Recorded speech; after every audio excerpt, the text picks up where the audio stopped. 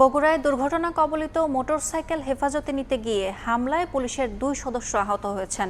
হামলাকারীরা কিশোর গ্যাংয়ের সদস্য বলে দাবি করেছে পুলিশ জানায়, মঙ্গলবার রাতে 2 ব্যক্তির মধ্যে মারামারির খবর পেয়ে 2 সদস্য শহরের কালীতলা এলাকায় যান। সেখানে মোটরসাইকেল দুর্ঘটনায় আহত অজ্ঞাত এক পুরুষ ও নারীকে উদ্ধার করে হাসপাতালে পাঠানো হয়।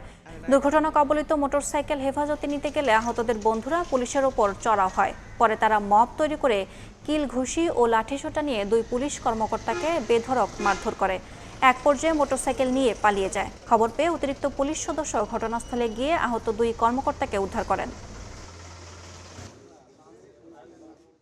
বাইরে কেউ ছেলে পেলে, স্থানীয় কেউ ছেলে পেলে পুলিশদের কিল ঘুষি মার, এমনকি হাতে লাঠি সোটাও ছিল, তাদেরকে সে মারধর এভাবে করে, এটা আমি দেখেছি। আমাদের 2 জন পুলিশ সদস্য, একজন সাব ইন্সপেক্টর, একজন এএসআই, তারা আহত হয়েছে। তাদের শহীদ জিয়া রহমান মেডিকেল কলেজে প্রেরণ করা হয়েছে চিকিৎসার জন্য।